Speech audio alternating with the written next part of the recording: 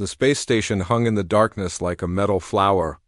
Its white walls gleamed under the light of a distant star.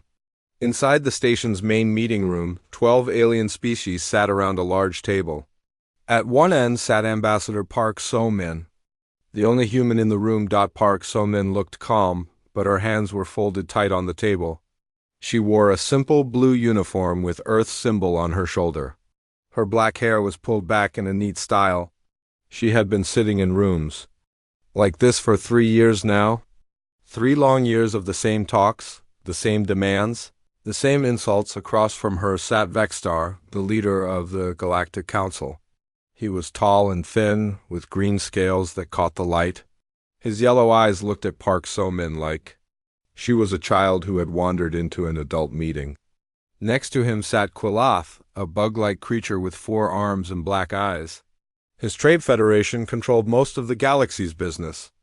On the other side was General Morvain, who looked like living crystal. Her species had won more wars than any other in the galaxy. Let us review the terms one more time, Vextar said.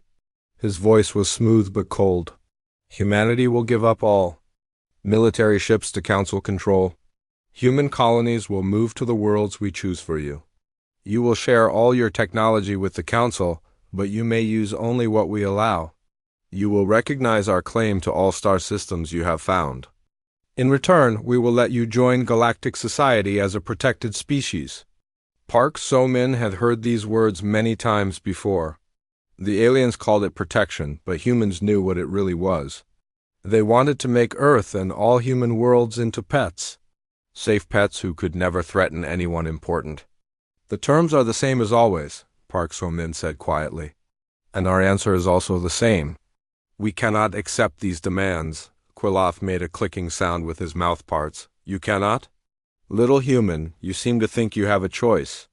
In this matter, your species found star travel by accident? You have no real technology. Your military is weak. Your economy is small. You need us more than we need you. That may be true, Park So-min replied. But we still cannot accept these terms. General Morvain's crystal body flashed with angry red light. Your people are spread across 50 star systems. You have maybe 200 ships that can fight. We have thousands of worlds and millions of ships. If you do not accept our protection, other species will take your worlds by force. Then that is what will happen, Park So-min said. The room fell quiet. The aliens looked at each other with surprise. They had expected the humans to give in by now. After 3 years of pressure, most species would have accepted whatever terms they could get. In the observation area above the meeting room, Captain Lee Dongwu watched through a window. He was a short man with broad shoulders and careful eyes.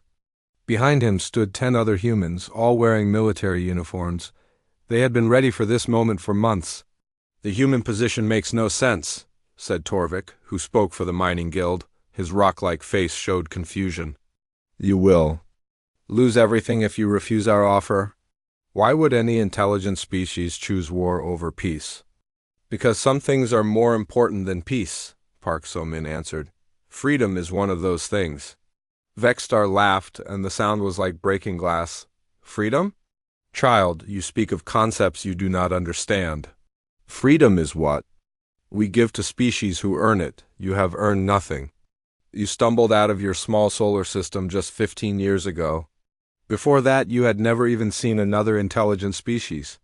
You know nothing of how the galaxy works. We know enough, Park So-min said. Do you? Quilath leaned forward.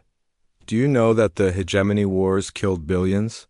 Do you know that the trade conflicts destroyed entire civilizations? Do you know that we created the council system to prevent such disasters? Order, human, that is what matters. Order and stability. At any cost? Park So-min asked. At whatever cost is needed, General Morvain said firmly. Your species is young and foolish. You think in terms of individual wants instead of galactic needs. This is why you need our guidance? Park So-min stood up slowly. She gathered the papers in front of her and put them in her case. The aliens watched her with growing confusion. Where are you going? Vextar demanded. We have not finished. Yes, we have, Park So-min said. She looked around the table at each alien face. For 3 years, we have tried to find a way to work together. We offered friendship. We offered fair trade. We offered to share knowledge as equals.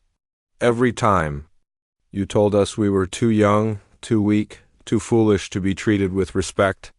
Because you are, Quiloth said. Park So-min smiled, but it was not a happy smile. Perhaps you are right. Perhaps we are too young to understand how the galaxy really works. Perhaps we are too foolish to accept our place as your servants. Perhaps we are too weak to matter in galactic affairs. She walked toward the door but stopped before leaving. In that case, these talks have failed. Humanity withdraws from all negotiations. We will return to our own space and leave you to your ordered galaxy. You cannot just leave, Vexstar said, standing up quickly. The galaxy does not work that way. Then the galaxy will have to learn a new way, Park So-min replied. Good day. She walked out of the room. The door closed behind her with a soft sound. The aliens sat in shocked silence. They had never seen anything like this before. Species did not just walk away from the Galactic Council. It was not done. Up in the observation area, Captain Lee Dong-woo spoke quietly into his radio. Phoenix, this is Eagle. The ambassador is leaving the nest. Begin withdrawal protocol. Around the space station, human ships that had been waiting began to move. They formed up in careful formations and turned away from the station. Within an hour they were gone, jumping the faster-than-light speed, and disappearing into the darkness between stars. The aliens in the meeting room were still arguing when the last human ship vanished from their sensors. They could not believe what had just happened. In all their long history, no species had ever simply walked away from galactic civilization. Let them go, Vexstar finally said. They will be back within a year, begging for any terms we offer. Humans are weak and divided. They cannot survive alone in the galaxy. But as the alien delegates returned to their ships, none of them felt as confident as Vexstar sounded. Something about the human ambassador's calm words and quiet smile stayed with them. It was as if Park So-min knew something they did not, something that might change everything. 3 months had passed since the humans walked away from the peace talks. The aliens expected them to come back, but the humans had not returned. Instead, something strange was happening across the galaxy. The humans were disappearing. Dr. Yoon Haijin stood in the command center on Earth, watching hundreds of screens show the same thing happening everywhere. Human traders were packing up their shops on alien worlds. Human tourists were canceling their trips to alien planets. Human workers were quitting their jobs at alien companies. Human students were leaving alien schools. Status report, she said to the officer next to her. 90% complete, Commander Choi Min-ho replied. He was a thin man with sharp eyes who had spent years learning alien secrets. All our people in council space will be home by the end of the week. On the screens, they could see human families boarding ships at spaceports across the galaxy. The families looked calm, but they moved quickly. Each family took only what they could carry. Everything else was left behind. Dr. Yoon Haijin had planned this operation for 2 years. She called it silent running. Every human in alien space had been given secret orders months ago. When the signal came, they were to leave immediately. No questions asked, no goodbyes said. Just pack up and go home. What about the trading posts? She asked. All closed, Choi Min-ho said. The crews destroyed nothing, but they took all the important equipment.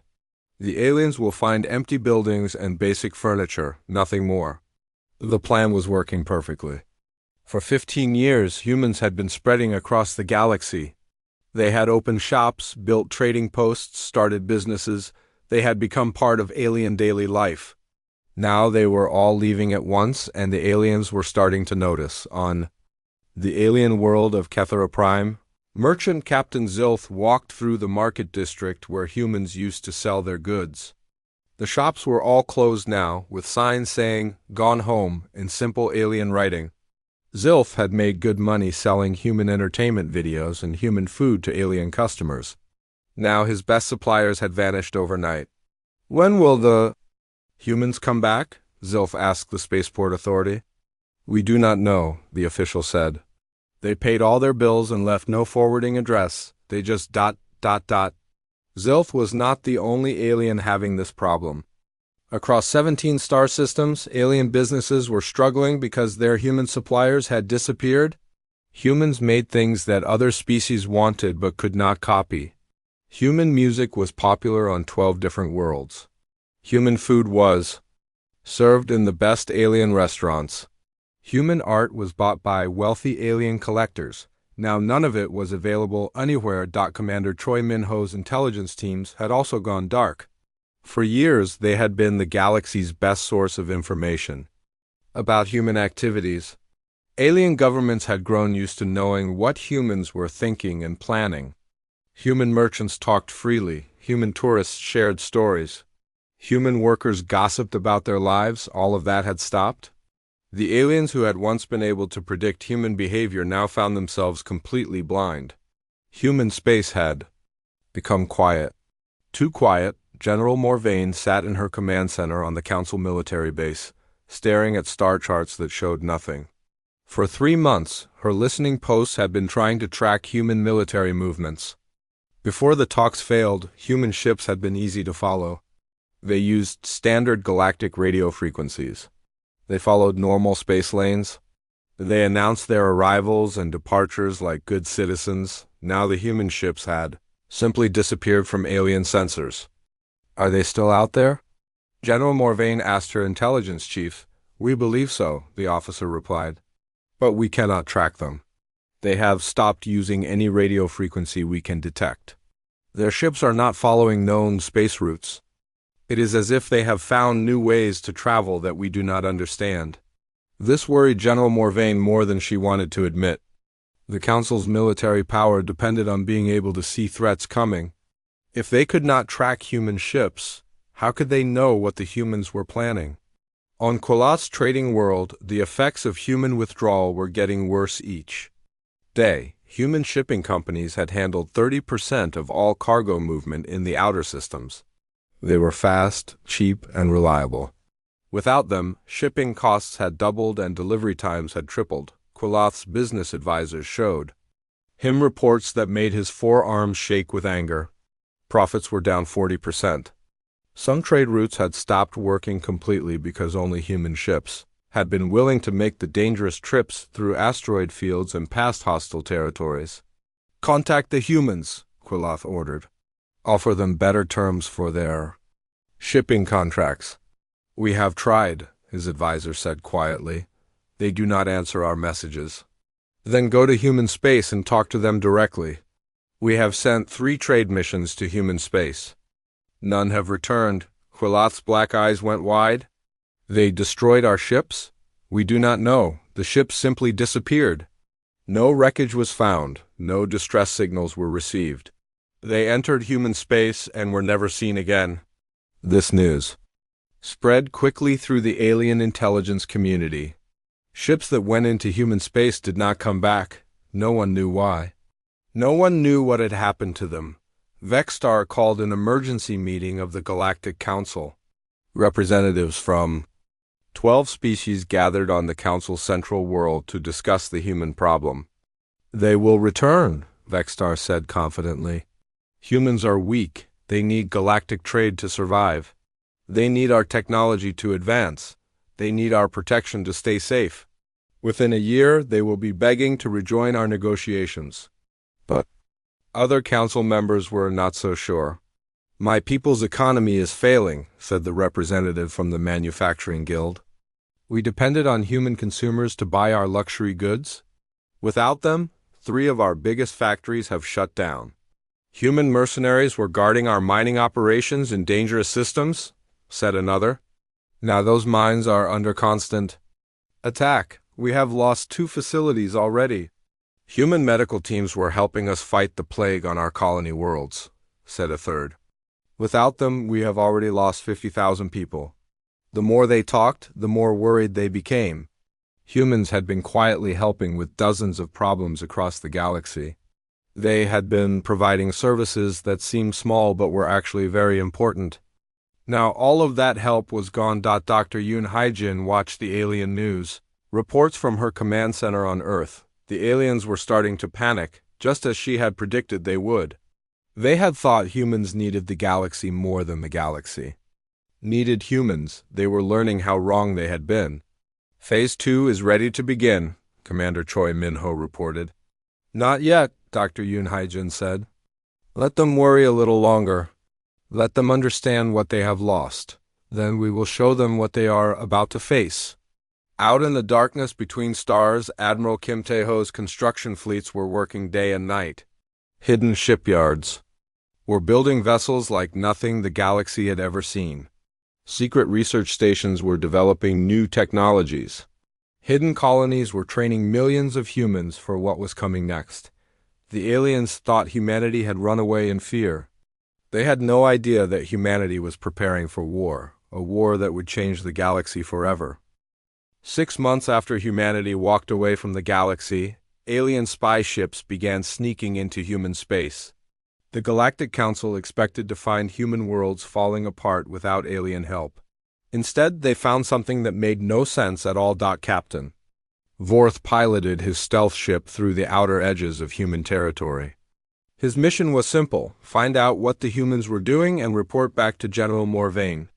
What he saw through his sensors made him check his instruments 3 times. The human worlds were not dying. They were growing. New space stations hung around every planet like metal moons. Massive construction sites stretched across entire solar systems. Ships that Vorth had never seen before moved between the planets in formations that spoke of military precision and unknown technology. Command, this is Scout 7, Vorth whispered into his radio. I am seeing ... impossible things. Explain, came General Morvain's voice through the static. The humans have built more in 6 months than most species build in 10 years. Their space stations are 3 times larger than our designs. Their ships use engine types I cannot identify. And there are so many of them. Vorth's voice trailed off as a human patrol ship appeared on his sensors. It was sleek and dark, moving faster than any ship he knew. Worse, it was heading straight for his position. They have found me, he said. Impossible. My stealth systems are the best in the galaxy. The human ship sent a simple message. Alien vessel, you are in restricted space. Leave immediately or you will be escorted out. Vorth's hands shook as he turned his ship around and ran for the border.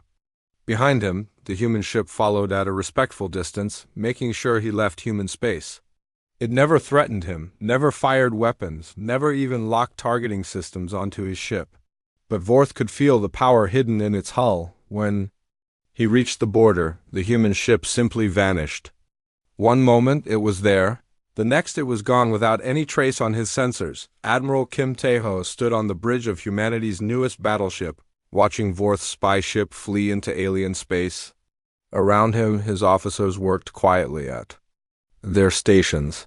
The ship's bridge was larger than the old human designs, with screens showing star maps that stretched across half the galaxy. Should we have stopped him? Asked Captain Lee Dong-woo, who had been promoted to Admiral Kim's staff. No, Kim Tae-ho replied. Let him report what he saw. Let them wonder how we did it. The truth was that humanity had been preparing for this moment for years. While alien diplomats had been insulting human intelligence, human engineers had been designing new technologies in secret. While alien generals had been laughing at human military weakness, human admirals had been planning the largest military expansion in galactic history. Dr. Yoon Haijin's strategies had worked perfectly. The aliens had never realized that humanity's peaceful nature hid a genius for organization and rapid development. Humans could build faster, adapt quicker, and work together more efficiently than any species the galaxy had ever seen. On the industrial world of New Pittsburgh, human workers operated massive factories that ran 24 hours a day. These were not the small workshops that aliens remembered from human space. These were production facilities that could build entire starships in a matter of weeks. The ships coming off these production lines were like nothing in galactic history. Human engineers had studied alien technology for 15 years, learned its strengths and weaknesses, then designed something completely different. Where alien ships were large and heavily armored, human ships were fast and nearly impossible to detect. Where alien weapons relied on brute force, human weapons used precision and intelligence. Captain Li Dongwu walked through one of the new training facilities on the military world of Sparta Base. Thousands of human soldiers practiced with weapons and equipment that would have seemed like magic to the aliens who had dismissed human military potential. The soldiers were not just learning to fight. They were learning to fight in ways that would confuse and terrify alien enemies. Human military doctrine had been completely rewritten based on detailed studies of alien psychology and tactics. "How many are ready?" Li Dongwu asked the training commander. 2 million fully trained. 5 million more in advanced training. 10 million in basic training, came the reply. We will have the largest military force in galactic history within 1 year. But it was not just the size of the human military that would shock the galaxy. It was how they thought about war itself. Commander Choi Minho sat in his intelligence center, reviewing reports from across known space. For 15 years, his agents had been quietly watching alien civilizations. They had learned alien languages, studied alien cultures, mapped alien military bases, and identified alien weaknesses. The aliens had never realized they were being watched so carefully. They had thought human interest in alien affairs was just the curiosity of a young species. They had been wrong. Status on Project Looking Glass? Choi Minho asked his deputy. Complete. We know the location of every major alien military installation in the galaxy. We have detailed files on every alien commander above the rank of captain. We have copies of their military codes, their supply schedules, and their strategic plans. Choi. Minho smiled grimly. While the aliens had been treating humans like ignorant children, humans had been conducting the most successful intelligence operation in galactic history. On the research world of New Geneva, human scientists worked on projects that pushed the boundaries of known physics. The aliens had always assumed that humans were not smart enough to develop truly advanced technology. They had been catastrophically wrong. Dr. Sarah Chun led a team that had cracked the secrets of faster-than-light communication. Dr. Michael Torres had developed new materials that were stronger than anything in alien databases. Dr. Lisa Wang had created energy sources that produced more power than alien reactors, twice their size. Each breakthrough was immediately shared with military planners and industrial designers. Within months of each discovery, new ships and weapons incorporated the technology. But the most important human advantage was not technological. It was psychological. The aliens had never faced an enemy like humanity. They were used to species that fought according to predictable patterns. They expected enemies to announce their intentions, follow established rules of war, and limit their goals to specific territories or resources. Humanity was different. Humans did not just want to win battles. They wanted to change the entire structure of galactic civilization. They were not interested in taking alien worlds or demanding tribute. They were planning something much more ambitious and terrifying. Vextar, read Captain Vorth's report 3 times before calling an emergency session of the Galactic Council. The other alien leaders gathered on the council world, their faces showing worry and confusion. This cannot be accurate, Qualoth said, his forearms waving in agitation. No species can advance so quickly. It violates every rule of technological development. The evidence is clear, General Morvain replied. Human space has become a fortress. They have built more ships in 6 months than we build in 5 years. Their technology appears to have advanced beyond our current capabilities. How is this possible? Demanded the representative from the mining guild. Humans are a primitive species. They have no advanced science. They have no industrial base capable of such production. Apparently we were wrong about all of those assumptions, Vextar said quietly. The room fell silent. For the first time in their long history, the alien leaders of the Galactic Council were afraid. They had always been the strongest, the smartest, the most advanced species in the galaxy. Now they were facing something they did not understand and could not predict. "What do we do?" asked the Trade Federation representative. "We wait," Vexstar said. "We watch, we prepare our own defenses. And we hope that humans are still the peaceful species we remember." But deep in human space, Admiral Kim Tae-ho was putting the final touches on plans that would prove how wrong the aliens were about human nature. The galaxy was about to learn what happened when you insulted the wrong species. 1 year after humanity walked away from the peace talks, the galaxy faced its first major crisis in 2 centuries. The Zeph Empire had decided that the Galactic Council was weak and launched surprise attacks on 3 key trading worlds. General Morvain stood in the Council war room, watching red dots appear on the strategic display as Zeph fleets attacked Council positions. This should have been a routine problem. For 50 years, whenever smaller conflicts broke out, the solution was always the same: call in human peacekeeping forces. Humans had become the galaxy's police force without anyone really noticing. Their ships were fast enough to respond quickly to any crisis. Their diplomats were skilled at finding peaceful solutions. Their military commanders were excellent at stopping wars before they became too destructive. Now, as Zeph warships burned Council colonies and killed millions of civilians, the humans were nowhere to be found. "Send the standard request to human command," General Morvain ordered. "Already tried," her communications officer replied. "No response from human space. Our messages are not even acknowledged." General Morvain felt a cold fear in her crystal heart. The humans were not coming to help. For the first time in decades, the Council would have to fight a war by itself. The results were disastrous. Council forces had not fought a real war in 50 years. Their commanders were used to dealing with small raids and border disputes. Their logistics systems were designed for peacetime operations. Their strategies assumed that human backup would always be available without human support. The Council military collapsed like a house made of cards. The Zeph Empire's admiral Corvin led his fleets through Council space like a knife through soft flesh. Council ships were slow and predictable. Council commanders were hesitant and confused. Council supply lines were easy to cut and impossible to defend. Within 3 weeks, the Zeph had captured 5-star systems and were advancing toward the Council's core worlds. Quiloth watched his trading empire crumble from his office on the merchant world of Kalos Prime. The economic effects of the war were spreading like wildfire through galactic civilization, but the real problem was not the war itself. The real problem was that the galactic economy had never recovered from humanity's withdrawal. Quiloth's economic advisors brought him reports that painted a picture of systematic collapse. Human consumers had represented 15% of the galactic market, but their influence went far beyond simple numbers. Humans bought luxury goods, entertainment, and services that employed millions of aliens in high-paying jobs without human customers.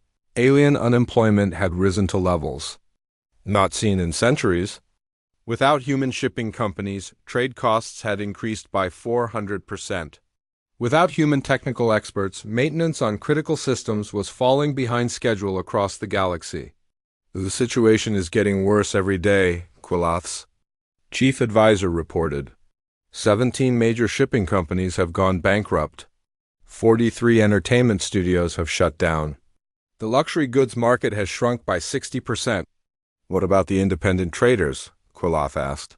"They are struggling to fill the gaps left by human companies, but they lack the resources and efficiency that humans provided. Delivery times have tripled, costs have doubled, quality has fallen dramatically." Quiloth realized with growing horror that humanity had not just been customers and service providers. They had been the hidden foundation that held galactic commerce. Together, on the Council world of New Harmony, Vexstar faced the first serious challenge to his leadership in 40 years. Council member species were openly questioning his decisions and demanding answers. "You told us the humans would come back begging for mercy," accused the representative from the Crystal Worlds. "Instead, they have made themselves stronger while we have grown weaker." "You said human withdrawal would not affect Council security," added the Mining Guild delegate. Now we are losing a war we should have won easily. You claimed human economic impact was minimal, said the manufacturing syndicate speaker. Our industries are failing because we lost human markets and suppliers. Vexstar tried to maintain his authority, but the evidence against him was overwhelming. Every prediction he had made about humanity had been wrong. Every assumption about human weakness had been proven false. We can still resolve this situation, he said desperately. We can offer the humans better terms. We can negotiate a new agreement. With what leverage? Demanded General Morvain. They clearly do not need us anymore. They have built their own civilization that is stronger than ours. Why would they want to deal with us at all? The question hung in the air like a sword waiting to fall. Commander Choi Min-ho sat in his intelligence center, reading intercepted alien communications with satisfaction. His agents had been monitoring alien government discussions for months, watching as alien leaders slowly realized the size of their mistake. The aliens were finally beginning to understand what they had lost when they insulted humanity. They were also beginning to fear what humanity might do next. Status report on alien military preparations? Choi Min-ho asked. They are trying to mobilize their reserve forces, his deputy replied. But they are having major problems. Their supply systems depended heavily on human contractors. Their communications networks used human-built components. Even their training programs relied on human technical advisors. How long before they can mount an effective defense? At their current rate of progress, 2 years minimum, possibly longer. Choi Min-ho smiled coldly. Humanity would not give them 2 years. Dr. Yoon Hae-jin reviewed the final details of Operation Sunrise from her command bunker deep beneath Earth's surface. Phase 1 had been the withdrawal of all humans from alien space. Phase 2 had been the rapid military buildup in human territory. Phase 3 had been intelligence gathering and economic disruption. Now it was time for Phase 4. All fleet commanders report ready, Admiral Kim Tae-ho announced from the main screen. All target packages confirmed, Captain Lee Dong-woo added from another screen. All diplomatic channels prepared, Ambassador Park So-min said from a third. Display. Dr. Yoon Hae-jin looked at the strategic display showing human fleets positioned throughout space. Thousands of ships waited in the darkness between stars, invisible to alien sensors but ready to strike at a moment's notice. Operation Sunrise is approved, she said quietly. Show them what humanity has become? Across the galaxy, alien deep space monitoring stations began picking up massive energy signatures from the direction of human space. The readings were unlike anything in their databases. The power levels suggested weapon systems that could destroy entire fleets with single shots, but the most terrifying readings came from gravitational sensors that detected something impossible. Thousands of large objects moving through space at speeds that violated every known law of physics. General Morvain stared at the sensor readings with growing horror. How many ships are we detecting? Over 10,000 confirmed, her sensor officer replied. Possibly twice that number. They're using some kind of stealth technology that makes accurate counting impossible. What is their heading? Unknown. They appear to be moving in multiple directions simultaneously. Some towards F-space, some toward Council territory, some toward systems we did not even know they knew about. General Morvain realized with crystal clarity that humanity was not planning a single military strike. They were planning to remake the entire galaxy according to their own design, on his merchant world. Quiloth received a simple message transmitted simultaneously to every alien government in the galaxy. The message was brief and delivered in Ambassador Park So-min's calm, polite voice. To all alien governments, humanity wishes to inform you that we are no longer interested in joining your galactic civilization. We have decided to replace it instead. Any species that wishes to coexist peacefully with humanity may submit formal requests for non-aggression treaties. All other matters should be directed to our military commanders. Thank you for your time. The message ended, leaving alien leaders across the galaxy staring at their screens in shocked silence. The species that had once laughed at human naivety was about to learn what happened when humans stopped being nice. 18 months after humanity walked away from the peace talks, the first human exploration ships appeared in systems far beyond any previously known human territory. These were not the familiar designs that aliens remembered. These ships were larger, sleeker, and moved with a grace that seemed to defy physics. Captain Vorth, the same alien scout who had spied on human space months earlier, encountered one of these new human ships while on patrol near the Outer Rim. The human vessel appeared without warning, despite Vorth's advanced sensors showing empty space moments before. "Alien vessel," came a polite but firm voice over the radio. "You are entering space now claimed by the Human Federation. Please state your business or prepare to be escorted out." Vorth checked his star charts 3 times. According to every galactic map, this system had never been claimed by anyone. It was empty space, far from any major trade routes or inhabited worlds. "This is neutral territory," Vorth transmitted back. "No species has ever claimed this system." "That was true yesterday," the human replied calmly. "Today it belongs to humanity. Will you be leaving voluntarily?" Vorth looked at his sensors again. The human ship showed energy readings that made his equipment spark and smoke. Whatever power source they were using, it was beyond anything in the galactic database. He left without another word.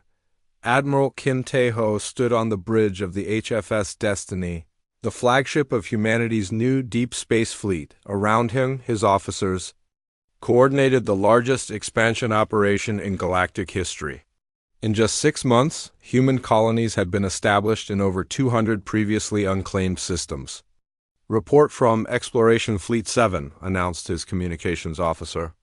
"They have found 37 habitable worlds in the Cygnus sector. All are suitable for immediate colonization." "Begin transport operations," Kim Tae-ho ordered. "I want those worlds settled within 60 days. The speed of human expansion violated every principle of safe colonization that alien species followed. Normal galactic procedure required years of study before establishing new colonies. Environmental surveys, cultural impact assessments, and careful planning were considered essential. Humans did all of that in weeks instead of years. Their colony ships were faster than alien exploration vessels. Their terraforming equipment was more advanced than anything in alien archives. Their colonists were better trained and more adaptable than any people the galaxy had ever seen, but speed was not the most frightening thing about human expansion. The most frightening thing was that humans seemed to know exactly where to go and what to do when they got there. Commander Choi Min-ho's intelligence network revealed its true scope when every alien government in the galaxy discovered that their most secret communications had been monitored for years. Detailed records of alien military capabilities, political discussions, and strategic planning appeared simultaneously on news networks across 12 different worlds. The information was devastating. Alien governments found their corruption exposed, their secret weapons revealed, and their hidden weaknesses laid bare for all to see. Some governments fell within days as their own people learned what their leaders had been doing in private. But the most shocking revelation was how much humans knew about alien psychology and culture. The intelligence reports showed that humans understood alien behavior patterns better than aliens understood themselves. General Morvain read through files that contained detailed psychological profiles of every major alien military commander. The files included their strengths, weaknesses, fears, and most likely responses to different types of pressure. It was as if humans had been studying alien leaders like laboratory specimens. "How long have they been watching us?" she asked her intelligence chief. "Based on the depth of information, at least 15 years, came the reply. "Possibly since first contact." General Morvain felt her crystal body dim with horror. While aliens had been dismissing humans as primitive and ignorant, humans had been conducting the most comprehensive intelligence operation in galactic history. The real test of human capabilities came when Captain Lee Dongwoo's forces appeared. In the middle of the Zeph War, the Zeph Empire had been terrorizing Council forces for months. Winning battle after battle and capturing system after system, Admiral Corvin of the Zeph fleet was preparing to attack the Council's main military base when his sensors detected something impossible. A human fleet had appeared in his rear, cutting off his retreat and surrounding his forces. The human ships were unlike anything in galactic military databases.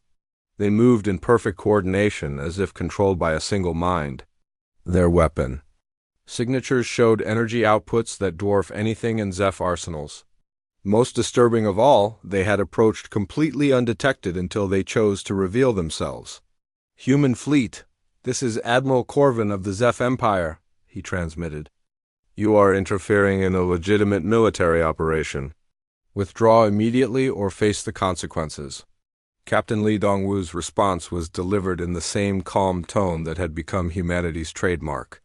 "Admiral Corvin, you have 72 hours to withdraw all Zeph forces from Council territory and return all captured civilians.